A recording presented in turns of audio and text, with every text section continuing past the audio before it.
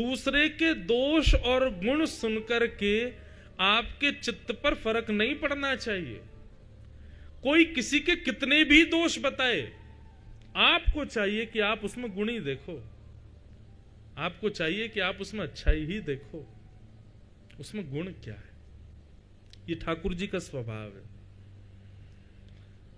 नहीं तो आप विचार करो, आप और मैं, हम मंदिर में खड़े होने लायक भी हैं? बिंदु जी महाराज कहते हैं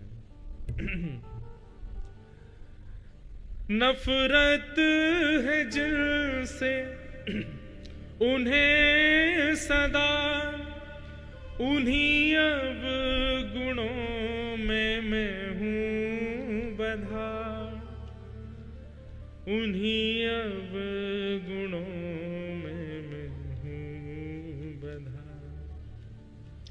है कुटिलता है, कपट भी है, छल भी है और अभिमान है। फिर शाम कैसे शरण मिले, इस सोच में मेरे प्राण है। न तो रूप है, न तो रंग है, न गुणों की कोई भी खान है। फिर शाम कैसे शरण मिले, इस सोच में मेरे प्राण है। न तो रूप है, न तो रंग है। बंधु, आप सब मुझे एक एक पर्ची में लिख करके बताओ कि आपके अंदर ये गुण है, इससे ठाकुर जी आपसे मिल सकते। नहीं लिख पाओगे। और अगर आप लिख भी रहे हो ना, तो यही आपका सबसे बड़ा दुर्गुण है कि आपने अपना गुण लिख दिया। आप अपने गुण देख रहे हो। वहां सूरदास जी, जिनके पद सुनने के लिए ठाकुर जी थोड़ी पे हाथ रख के बैठे रहते थे कुटिया में, वो सूरदास जी कहते हैं, कौन कुटिल खल कामी मौसम, जोतन दियो ताही बिसरायो, ऐसो नमक हरामी।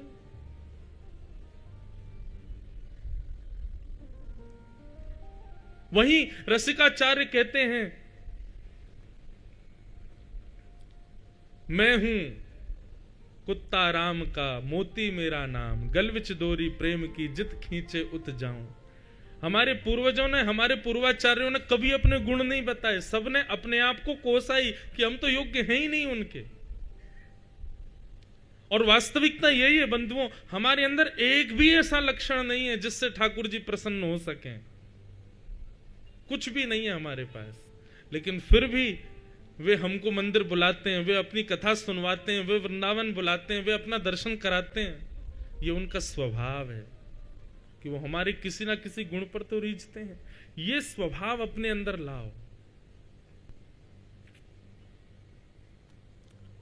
उपेक्षित व्यक्ति में भी गुण देखने का प्रयास करो। एक अत्यंत दोषी व्यक्ति में भी आप ये देख करके लाओ कि इसमें गुण क्या है। क्योंकि संसार में यदि कोई व्यक्ति जी रहा है तो ऐसा हो ही नहीं सकता कि उसमें कोई गुण ना हो।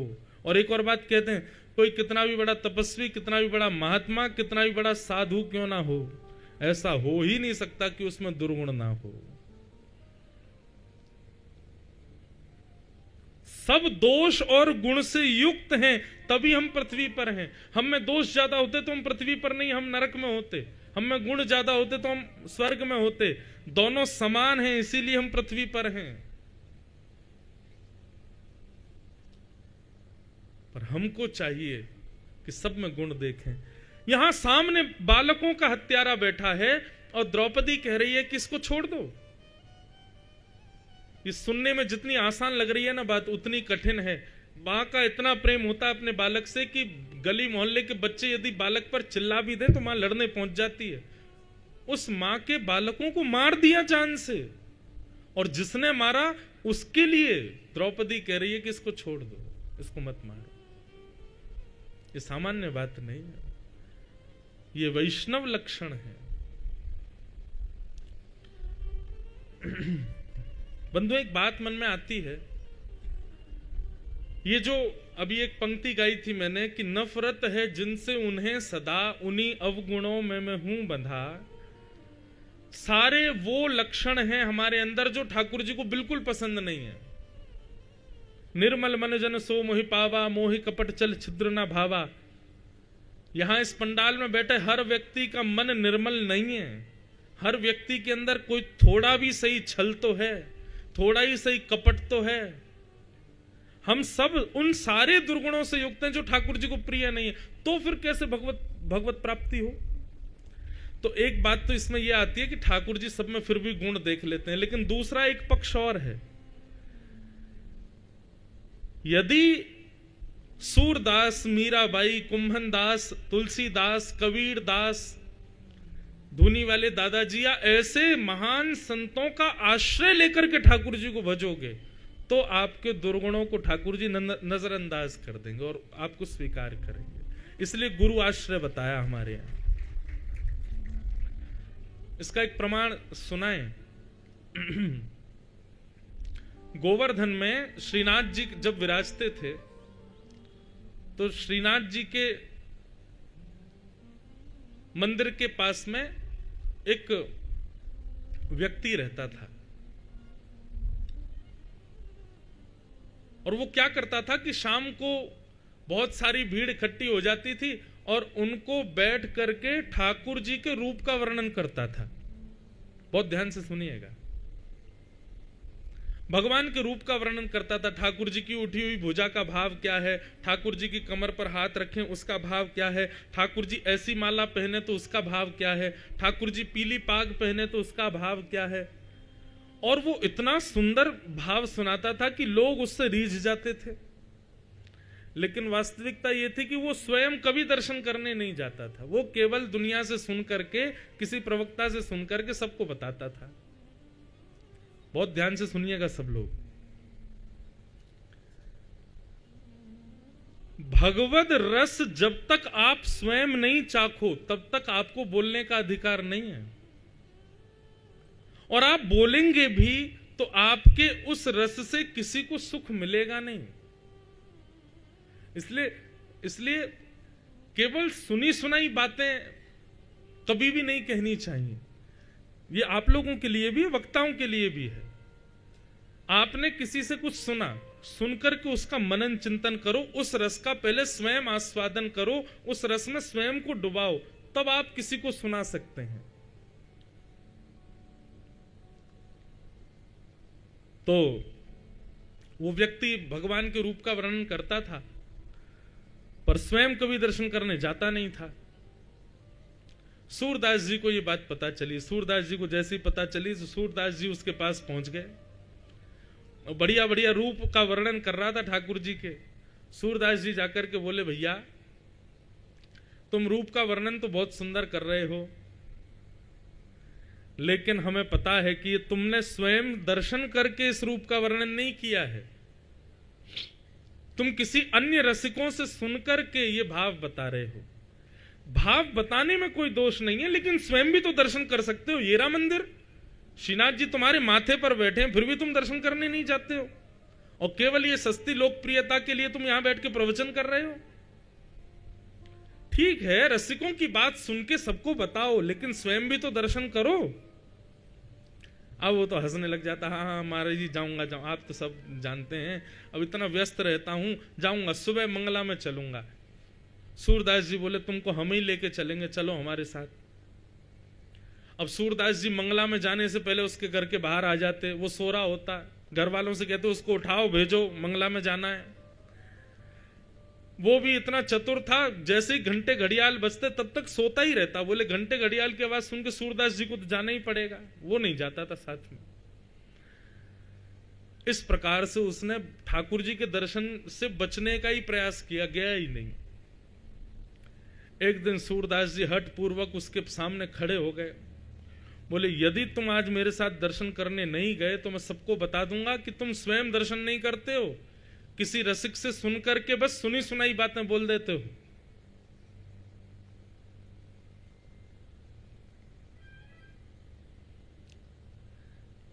आज बड़ा बेचारा दुखी, उसका मन बड़ा भर रहा था। जैसे तैसे सूरदास जी के साथ वो जबरदस्ती चला गया दर्शन करने। श्रीनाथ जी के सामने जैसे ही गया, अब सूरदास जी के नेत्र नहीं है, लेकिन सूरदास जी फिर भी रोज मंदिर जाते थे। जैसे ही कपाट खुले श्री जी बाबा के, सूरदास जी हाथ जोड़ करके कहने लगे, हे ठाकुर जी, इस अधम पर कृपा करो, इस प्राणी पर कृपा करो। इसके अंदर थोड़े पूर्व जन्म के सत्कृत्य तो हैं। क्यों? क्योंकि ये गोवर्धन में रहता है, आपका गुणगान गाता है, पर आपके दर्शन में इसकी रुचि नहीं है। ये आपका गुणगान इसलिए गाता है ताकि इसकी लोकप्रियता बढ़े, लेकिन मैं चाहता हूं कि आप इसके हृदय पर विराजमान हो जाओ, आप इसको अपना स्वीकार कर लीजिए, बना लीजिए।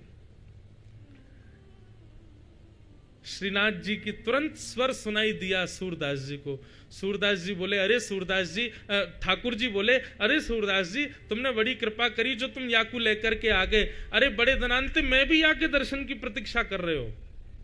सूरदास जी के नेत्र सजल हो गए।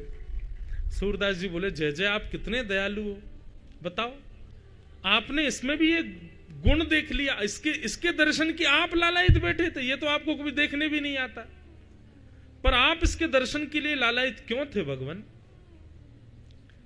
ठाकुर जी बहुत सुंदर बात कहते हैं, बोले, सूरदास, जिस दिन आप मेरा दर्शन करने आ रहे थे और दर्शन करते आते समय जब आप इसकी दुकान के सामने रुक गए और आपने मन बना लिया कि इसको मैं दर्शन कराने ले जाऊंगा, तब से ही मैं इसके दर्शन की प्रतीक्षा कर रहा था। आपने जब से मन बनाया तब से मुझे ये प्रिय लगने लगा। आप जब से इसके यहां जा जा करके मंगला में, राजभोग में और बार बार इसको उठाने लगे, चल दर्शन कर, तब से मैं प्रतीक्षा कर रहा था इसके दर्शन की। मतलब उस व्यक्ति में ऐसा कोई गुण नहीं है कि ठाकुर जी रीझ हैं, लेकिन सूरदास जी उसके पीछे पड़े, इसलिए ठाकुर जी को वो प्रिय लगने लगा। तो मतलब ये बात हमने क्यों कही? हम में कोई गुण नहीं है कि ठाकुर जी को हम प्रिय लगें, लेकिन इन आचार्यों ने, इन गुरुजनों ने, इन महापुरुषों ने, इन वैष्णवों ने ठाकुर जी को इतना गाया है, इतना गाया है, यदि हम इनका आश्रय ले लेंगे और ये हमारे ऊपर अगर वरद हस्त रख देंगे तो इनके वरद हस्त से ठाकुर जी हमको स्वीकार कर लेंगे। ये भाव।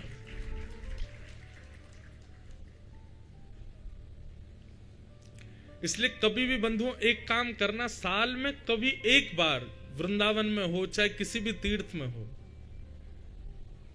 किसी वैष्णव के साथ दर्शन करने जाना, किसी वैष्णव का हाथ पकड़ के दर्शन करने जाना, आपको एक अलग अनुभूति होगी। आपको ऐसा लगेगा कि आपने ठाकुर जी को नहीं, ठाकुर जी ने आपको देखा आज। और आप कहें महाराज जी कोई वैष्णव ना मिले तो जहां पर भी आप रुको, वृंदावन, बद्रीनाथ, द्वारिका, कहीं भी जाओ, वहां अपने कक्ष में सूरदास जी का स्मरण करके जाना, गोस्वामी तुलसीदास जी को प्रणाम करके जाना। अयोध्या में रामलला विराज गए, जाओगे सब लोग दर्शन करने, राम जी को प्रणाम करने से पहले गोस्वामी तुलसीदास जी को प्रणाम कर लेना, गोस्वामी जी के द्वारा रचित सुंदर सुंदर चौपाइयों को याद कर लेना, उसके बाद जाना, आप पर कृपा होगी। ये गुरु आश्रय है। इस आश्रय से युक्त होकर के जब जाओगे तब कृपा करेंगे ठाकुर जी। बहुत सुंदर बात।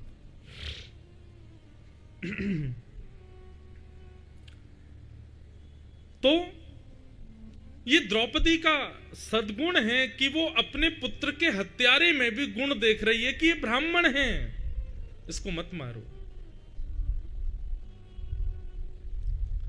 ये अपनी मां का इकलौता पुत्र है, इसको मत मारो। इसकी मां विधवा हो चुकी है, एक पुत्र के सहारे अपना जीवन जी लेगी, इसको मार दोगे तो इसकी मां अकेली पड़ जाएगी। अर्जुन, इसको मत मारो। यहां पर श्री सुखदेव जी महाराज कहते हैं कि द्रौपदी की बात में 5 भावों का दर्शन होता है। हर व्यक्ति को कोई भी निर्णय लेने से पहले इन 5 बातों का ध्यान रखना चाहिए। कौन कौन सी 5 बातें?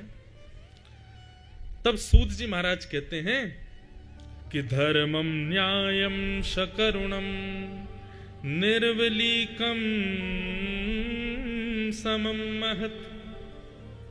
सबसे पहली बात, आपका जो भाव हो, आपका जो निर्णय हो, उसमें धर्म का दर्शन होना चाहिए। वो अधर्म युक्त या फिर मनगणंत भाव नहीं होना चाहिए, वो धर्म युक्त भाव होना चाहिए। आपका कोई भी निर्णय हो, कोई भी डिसीजन हो, वो धर्म युक्त होना चाहिए, सबसे पहली बात। दूसरी बात, आपका जो निर्णय हो वो न्याय युक्त होना चाहिए। दो पक्ष होते हैं, एक अपना पक्ष, एक विपक्ष, तो दोनों पक्षों में न्याय होना चाहिए। ऐसा नहीं कि आपके संग तो बढ़िया हो गया, बेचारे दूसरे के साथ बुरा हो जाए।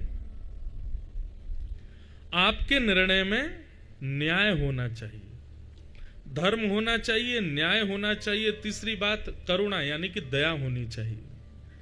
दया युक्त होकर के निर्णय लीजिए, कठोर होकर के निर्णय मत लीजिए। धर्म, न्याय, करुणा, और फिर कहा निर्वलीकम यानी कि निष्कपटता, निष्कपट भाव होना चाहिए। अपनत्व किसी के प्रति ज्यादा हो जाए, हम अपनी ओर उसका पक्ष ले लें, ऐसा नहीं। निष्कपट और समत्व, ये 5 बातें देख करके ही निर्णय लेना चाहिए। द्रौपदी के निर्णय में ये 5 चीजों का दर्शन हो रहा था, और द्रौपदी के इस निर्णय से ठाकुर जी बड़े प्रसन्न हो गए। भगवान ने अपना नाम द्रौपदी को दे दिया। मेरा नाम कृष्ण, द्रौपदी का नाम कृष्णा। निरीक्ष कृष्णापकृतं गुरुसुतं वाम स्वभावा कृपया नाम च। कृष्णा द्रौपदी का नाम। बंधुओं, जिस दिन आपका जीवन, आपकी दिनचर्या इस बात पर निर्भर करेगी कि ठाकुर जी रीझें, उसी दिन से आप भक्ति के पथ के अनुगामी हो जाएंगे। एक बार भी दिन भर में किसी भी क्रिया में यह भाव आता है कि ये रीझे,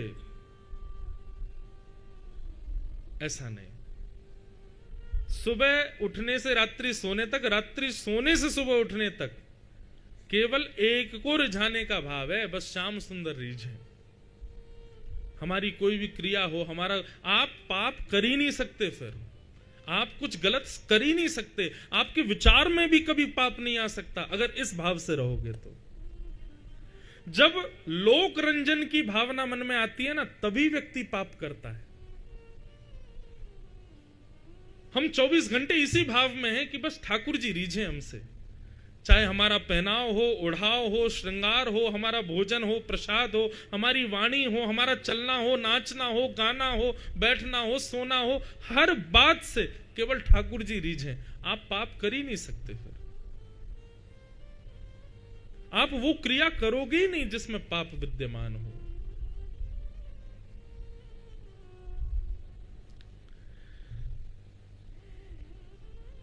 द्रौपदी का जो निर्णय है, इस पर कोई खुश हुआ कि नहीं पता नहीं, पर द्वारिकाधीश दूर खड़े खड़े इतने प्रसन्न हुए कि नेत्रों से आंसू गिरने लगे। ठाकुर जी बोले, एक मां होकर के अपने बालकों के हत्यारे को क्षमा कर रही है द्रौपदी, यह असंभव है, लेकिन फिर भी कर सकती है मेरी बहन जो है। भगवान ने उसको अपना नाम दे दिया। आपके 56 भोग से ठाकुर जी नहीं रीझते हैं, आपकी दुनिया भर की व्यवस्थाएं करने करके उत्सव करने से ठाकुर जी नहीं रीझते हैं। ये जीवन में आने वाली इस प्रकार की स्थितियों में आपके निर्णय से ठाकुर जी रीझते हैं कि आपने निर्णय कैसा लिया, आप विचार क्या कर रहे थे उस समय।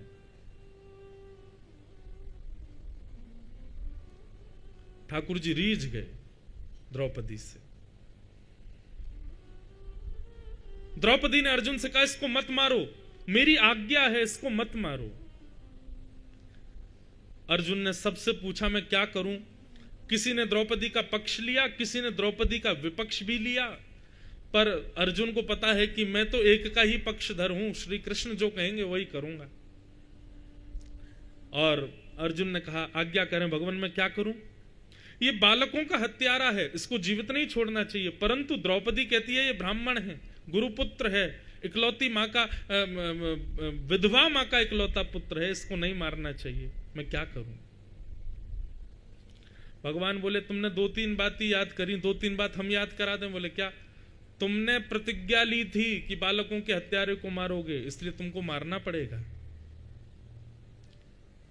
भीम तुम्हारे बड़े भैया हैं, वो बहुत देर से हाथ मसल करके बैठते हैं कि तू छोड़ मैं मार दूं, उनकी बात भी तुमको माननी पड़ेगी। और द्रौपदी बालकों की मां है, तो उसकी आज्ञा के बिना तो तुम कैसे मार सकते हो? मतलब भगवान दोनों पक्ष की बात कर रहे हैं। अर्जुन बोला मुझे किसी से फर्क नहीं पड़ता, आप कहो मैं क्या करूं, आप जो कहेंगे वो करूंगा। भगवान बोले करोगे? बोले हाँ। पक्का? बोले बिल्कुल। वचन दो, जो कहूंगा सो करोगे? बोले बिल्कुल वचन देता हूं भगवान, आप कहने में देरी करोगे, मैं करने में देरी नहीं करूंगा। बंधुओं में कथाओं में कहा करता हूं कि श्री कृष्ण के उपासकों सावधान हो जाना। यदि आप श्री कृष्ण के शरणागत हो तो आपकी पूरी जीवन एक पहेली बन जाएगी। पूरा जीवन आप सॉल्व करते रहना, कभी सॉल्व नहीं होगी। ये मैं कोई ऐसा नहीं कि ठाकुर जी की कोई निंदा कर रहा हूं, ऐसा मत सोच लेना। ये मैं एक विनोद में इसको पता क्या बोलते हैं? इसको बोलते हैं व्याज स्तुति। क्या बोलते हैं? व्याज स्तुति। जिससे बहुत प्रेम होता है उसकी स्तुति ऐसे की जाती है जैसे व्यंग मारा जा रहा हो, उसको व्याज स्तुति कहते हैं। श्रीमद् भागवत में गोपियों ने जो भ्रमर गीत गाया है उसको व्याज स्तुति कहते हैं। मधुपक तव बंधो माश प्रशांग्रिम सपत्न्या कुच विलुलित माला कुंकुमश्मश्रुभिरण बहतु मधुपतिस्तन्मानिनी नाम प्रसादम यदु सदसि विदम्यम यस्य दूतस्त्वमिदृक्। मैंने आज तक कभी भ्रमर गीत पर कभी प्रवचन नहीं किया, लेकिन इतना सुंदर है भ्रमर गीत। कई प्रसंग भागवत के ऐसे हैं वो मैं अपने लिए गोपनीय रखता हूं, सबको नहीं सुनाता, पर वो हैं बहुत सुंदर। 8 वर्ष होने को आए हमें कथा, आज तक मैंने भ्रमर गीत नहीं बोला होगा कथा में, बोलेंगे कभी। तो ये व्याज स्तुति में प्रेमी के ऊपर व्यंग कसा जाता है, लेकिन वो व्यंग नहीं, वो प्रेमी होता है।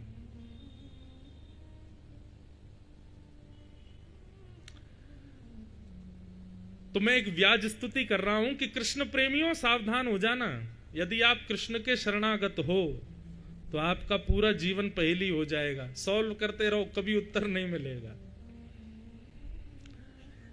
अर्जुन प्रणाम करते हुए कहता है आप जो कहेंगे वो करूंगा। भगवान बोले तो फिर करो। ब्रह्म बंधुर न हंतव्य आतताई बधारण। ब्राह्मण कैसा भी क्यों ना हो अर्जुन, उसको मारना नहीं चाहिए, और बालकों का हत्यारा कोई भी क्यों ना हो उसको छोड़ना नहीं चाहिए। तुम्हारे सामने जो अश्वत्थामा है ये ब्राह्मण भी और बालकों का हत्यारा भी है। अब तुम सोच लो क्या करना है।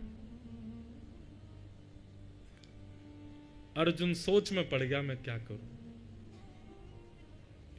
श्री कृष्ण एक ऐसे क्लास टीचर हैं जो आप परीक्षा दे रहे हो तो आपको, जैसे मल्टीपल चॉइस क्वेश्चन आते हैं ना, एमसीक्यू, उसमें क्या होता है कि प्रश्न है, उसके 4 ऑप्शन हैं, चारों में से एक सही है,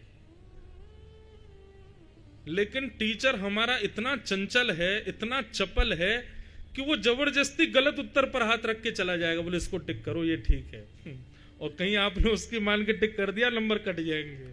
ये श्री कृष्ण है। आपको पता है कि सही उत्तर क्या है, पर वो जबरदस्ती गलत वाले पर उंगली रख के निकल जाएंगे। एक टीचर ऐसे थे हमारे स्कूल में, वो इतना फ्रेंडली रहते थे कि सब बच्चे पेपर देते समय उनकी ओर ऐसे बड़ी दया भरी दृष्टि से देखते थे कि आप आंसर दे दो, तो वो जबरदस्ती गलत आंसर पर उंगली रख के चले जाते थे। अब हमको तो संशय हो रहा था कि भाई ये वाला उत्तर है, ये इन्होंने तो तीसरा कोई नया ही बताया है। तो बाद में पता चलता कि ये बड़े चतुर हैं। ऐसे ही श्री कृष्ण हैं। आपको पता है कि ये गलत है और ये सही है, मुझे ये करना चाहिए, ये नहीं करना चाहिए, लेकिन फिर भी आपने प्रयास किया, चलो ठाकुर जी से पूछ लेता हूं, तो ठाकुर जी ऐसा उत्तर देंगे कि तुम और संकोच में पड़ जाओगे। मैं एक बार कहीं कथा में बता रहा था, एक हमारे पंडित जी, उनका ब्याह होने वाला था, तो मुझसे बोले महाराज जी घर वाले बहुत पीछे पड़ रहे हैं ब्याह करने के लिए, क्या करूं? मैंने कहा कर लो। बोले पता नहीं मन नहीं मानना है, क्या करूं बताइए? मैंने कहा एक काम करो, ठाकुर जी के आगे पर्ची डाल दो, ठाकुर जी से आज्ञा ले लो क्या कह रहे। तो पर्ची में लिखा करो, एक पर्ची में करो मतलब कर लो, एक पर्ची में मत करो, और तीसरी पर्ची में जैसी तुम्हारी इच्छा। ये तीन शब्द लिख दिए, और ये जैसे ही 3 भाव लिख करके ठाकुर जी के आगे डाले, बेचारे पंडित जी की धड़कन चल रही जोर से, क्या होगा। अच्छा, मैंने पंडित जी से कहा कि कोई संभावना है मना करने की? बोले नहीं, घर वाले तो सब राजी करके बैठे हैं, बिल्कुल तैयार है मेरा हाँ ना सुनने की। मैंने कहा तुमने ना बोला तो? बोले फिर भी करा ही देंगे। मैंने तो फिर पूछ क्यों रहे हो? बोले नहीं, बस मैं चाह रहा हूं ठाकुर जी की राजी एक बार मिल जाए। मतलब वो चाहते थे कि ठाकुर जी कह दें कर लो। पर्ची उछाल करके भैया लाल जी के चरणों से जैसी पर्ची उठाई उसमें आया मत करो। बेचारे परेशान हो गए, महाराज जी अब क्या करूं, सब बातचीत हो गई, रोका हो गया, ये हो गया वो हो गया। मैंने की लाल जी को देखो मंद मंद मुस्कुरा रहे हैं। बोले तू आयो ही क्यों पूछ रहे, और आयो तो फिर कर जो कह रहा हूं। हमने कहा चल एक बार और उछाल लेते हैं। एक बार और उछाला तो अब की बार आया कर लो। मैंने कहा यार देख वोट अलग अलग हो गए हैं, एक वोट गया कर लो पे, एक क्या मत करो। एक बार और उछाल लेते, अब की बार जो आया वो करेंगे। तीसरी बार उछाला तो उसमें आया जैसी तुम्हारी इच्छा। तीनों बार अलग अलग। अब मैंने की तू सुन, तू कर ही ले ब्याह। अब क्या हुआ कि उन पंडित जी का ब्याह हो गया। एक दिन बेचारे दुखी बैठे थे, मैंने क्या हो गया? बोले पत्नी बहुत लड़ती है। मैंने लाल जी मना कर रहे थे मत करो, फिर भी नहीं माने तुम। तो भैया ठाकुर जी श्री कृष्ण के उपासकों सावधान हो जाओ, आपको सही उत्तर पता होगा और आपने ठाकुर जी से पूछ लिया तो गलत उत्तर की ओर आज इशारा कर देंगे तुम्हारी बुद्धि जानने के लिए।